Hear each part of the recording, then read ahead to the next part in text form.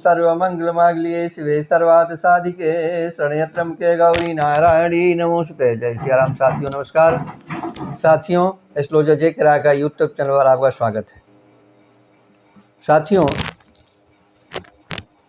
एक वीडियो मैंने आपको बताया था कि किस देवता की पूजा करने से आपका कल्याण होगा। साथियों, मैंने एक वीडियो में बताया था कि आप जो पंच देवता होते हैं, पंच देवता ही की पूजा करने का विधान क्यों बनाया गया। इसमें मैंने आपको वीडियो बताया था कि जितने संसार की घटनाएं हैं, जितने रोग व्याधियां हैं, जैसे पंच तत्व हैं, उसी तरह से पंच देवता हैं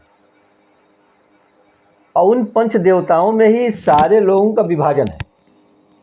जैसे कि एक मैं छोटी सी बात कर लूँ कि एक जिसे हमने पंच देवताओं में एक काली जी हैं, तो जितने नारियों देवताओं के हमारे रूप है ना, उस सब लक्ष्मी जी सब इत्यादि उसी में समाहित है। जो हमने एक पूजा कर लिया तो सब समग्र पूजा मान लिया जाता है।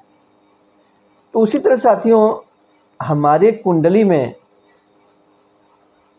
हम अपनी कुंडली के हिसाब से जो ब्राह्मण जानकार होते हैं वो देख लेते हैं कि आप जो है किसकी पूजा करेंगे तो इससे आपका विशेष भला होगा। तो मैंने एक वीडियो बताया था कि मेष राशि वालों के लिए किस भगवान की, किस मंत्र की पूजा करने से उनका कल्याण होगा। जो है अब इस वीडियो में बताने जा रहा हूं कि जिन लोगों की वृष राशि है, अब वृष राशि के पुनः किन किन लोगों को बनती है इसको बताने की मुझे आवश्यकता नहीं है, क्योंकि इसकी चर्चा मैं कई बार कर चुका हूँ कि प्रथम अक्षर कौन को रहने से वृष राशि बनती है, ये तो मैं आपको बता चुका हूँ कई बार। तो साथियों, हमारा जो पंचम भाव होता है, हमारी कुंडली के जो जितने 12 भाव होते हैं, एक से एक 12 भाव कुल होते हैं, हर भावों से अलग अलग चीज़ों की विवेचना होती है। सिर्फ एक ही बात नहीं होती है, तमाम चीज़ें होती हैं। जैसे उदाहरण स्वरूप बताऊँ, दूसरा भाव होता है, दूसरे भाव को हम धनेश कहते हैं।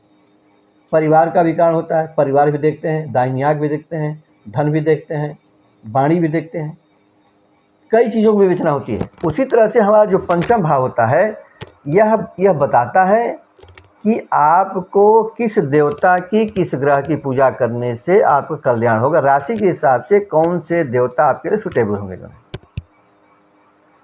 तो यदि आप जैसे कि कभी कभी आपने देखा होगा कि कम परिश्रम पर ज़्यादा लाभ मिल जाता है, यानी कम परिश्रम पर पूर्ण लाभ मिल जाता है।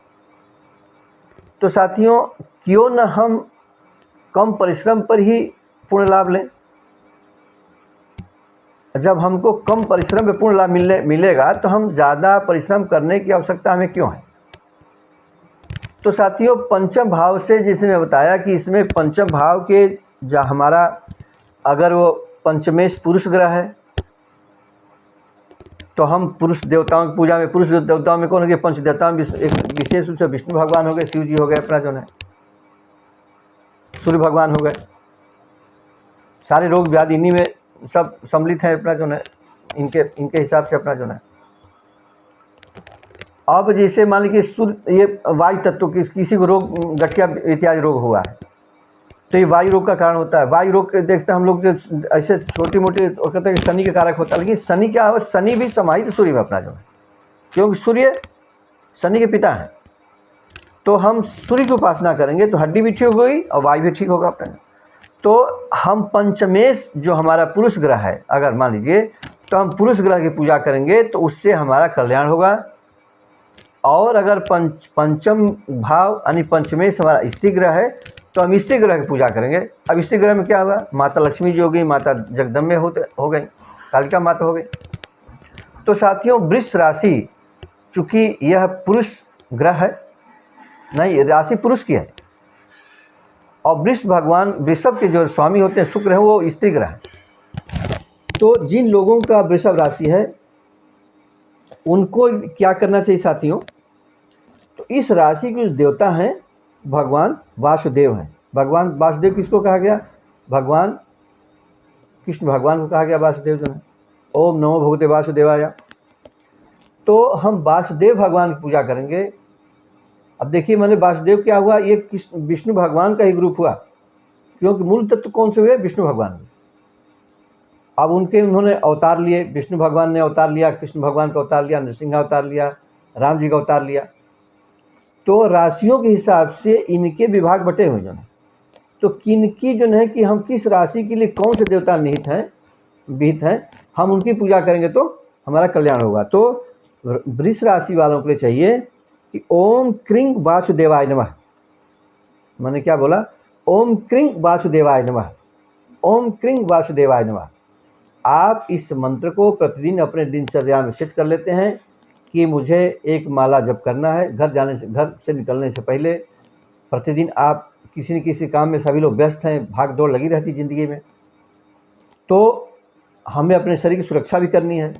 तो साथियों, राशियों के हिसाब से जो लोग अपनी सुरक्षा करके घर से बाहर निकलते हैं अथवा घर में ही रहते हैं, लेकिन सुरक्षा कवच अपना लेते हैं, कुछ सुरक्षा का कवच पहन लेते हैं, तो उस संबंधित राशि के देवता के हिसाब से आप सकुशल रहते हैं, आपकी रक्षा होती रहती है। तो मैंने आपको वृष राशि के विषय में इनके कौन से देवता को बताया, क्यों उसका जपनीय मंत्र क्या हो बताया। आपने हमारे चैनल को अब तक सब्सक्राइब नहीं किया, कृपया सब्सक्राइब कर लें, जिससे आपको हमारी बताई गई बातें, नई नई बातें समय से पता चलती रहें। मैं इसी तरह से हर एक अलग अलग वीडियो में 12 राशियों के जो जपनीय मंत्र होंगे, उनके देवता कौन से होंगे, इनके विषय में आपको चर्चा करता रहूँगा, आपको बताता रहूँगा, जिससे आप उसको जान करके अप्लाई करके अपना भला कर सकें। आपने हमारे वीडियो को शुरू से अंत तक देखा, इसके लिए आपको पुनः साधुवाद, धन्यवाद। पुनः मैं कहना चाहूँगा कि यदि आपने हमारे वीडियो को अब तक सब्सक्राइब नहीं किया है, कृपया सब्सक्राइब कर लें, जिससे आपको हमारी बताई गई बातें समय से पता चलती रहे, आप उससे अवगत होते रहें। तो साथियों, मिलते हैं अगले वीडियो में नए विषय पर। तब तक के लिए नमस्कार। वीडियो देखने आपको बहुत बहुत धन्यवाद।